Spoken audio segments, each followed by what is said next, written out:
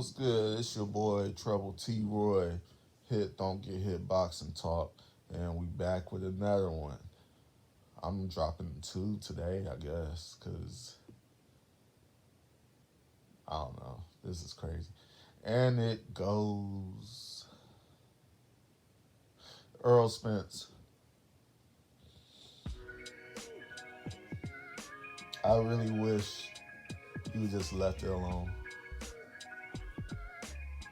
Now you coming back to admitting that you wasn't living the life of a boxer or whatever. You wasn't living the best life you should have been living to be able to do what you're getting paid to do. And you talk about your eye was broken when you fought Crawford.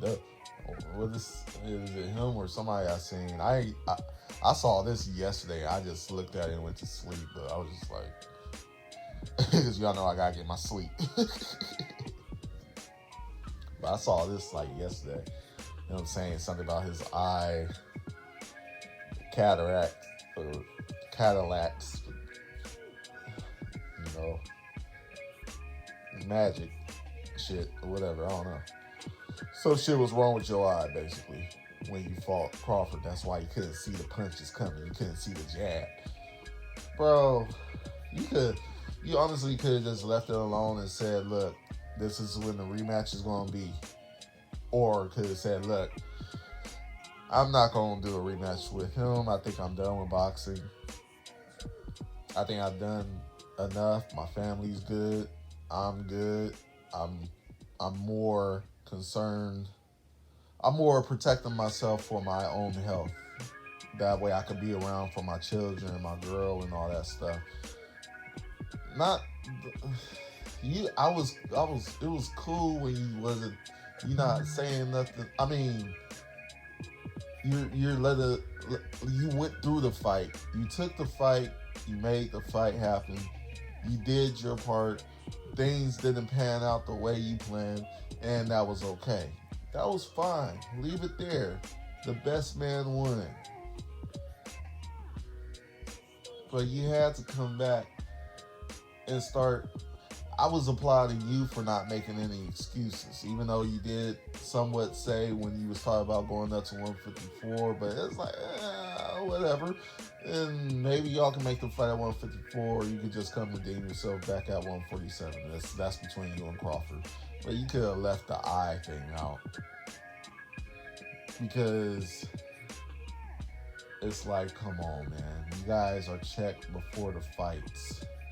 If you knew something was wrong with you before that fight with Crawford, you should have just done the right thing. I mean, nigga, you've been thrown out of a car and you pulled out of a fight because something's wrong with your fucking eye. I don't think too many people could really complain. Yeah, you might get a little backlash from this person or that person, but come on, man. And there's never a good time to make excuses, but you wait,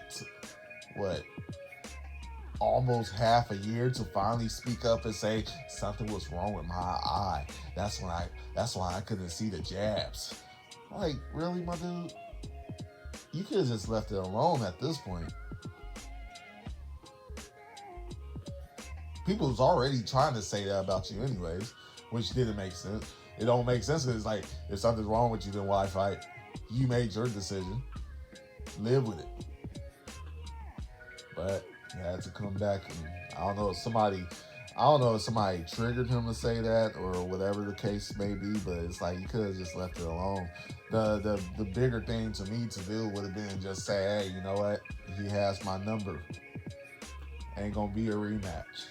Or you could have just been like, hey, we gonna run it back. It's literally only two things that would have really made sense. You talk about your eye and talk about you didn't live the best life as a boxer, and the beating that you received was past due and all that shit. It's like, wait, we know what kind of life you was living. We've been watching you. That's why you disappeared after you got beat up. We know what was up. Real fans know you wasn't living the best life. But that's not an excuse because you still made the fight. That's on you. Like, it doesn't change the fact that you got beat by the better guy. I mean, I don't know. That shit is weird. It's like you could have really just left that alone. But that's the news. That's what he came out and said that something was wrong with his eye. I guess I ain't even read all the articles. Half of the time, at this point, when I see certain names come up, I don't even dig that deep into them because all I gotta do is look at what the fans are saying. They already proved my points. Like, you're defending a man for bullshitting himself. I don't even have to dig into these. Come on. Like I said, I was more respectful of Errol Spence before I heard what I heard him say over the last day or two, whenever it happened. It's like, you could have just been quiet, bro.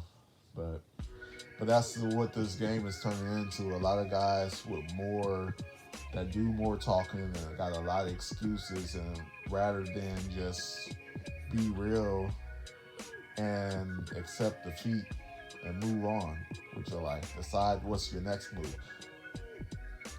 Taking a loss doesn't mean, I made videos about this. Taking a loss doesn't mean your career is over. It doesn't mean you're not still the man. I mean, we've seen a lot of guys literally bounce back from losses and become champions again. I'm not saying that Earl will do it. We don't know. There's a lot of guys in front of him now that are champions that I don't really see him beating anywhere from 47 to 54, but that's just me.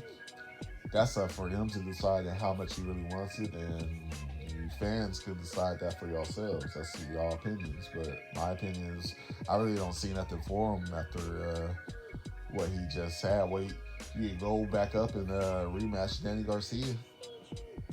Go fight Laura at 154. One of them at 154. I don't see you beating Tim at 154.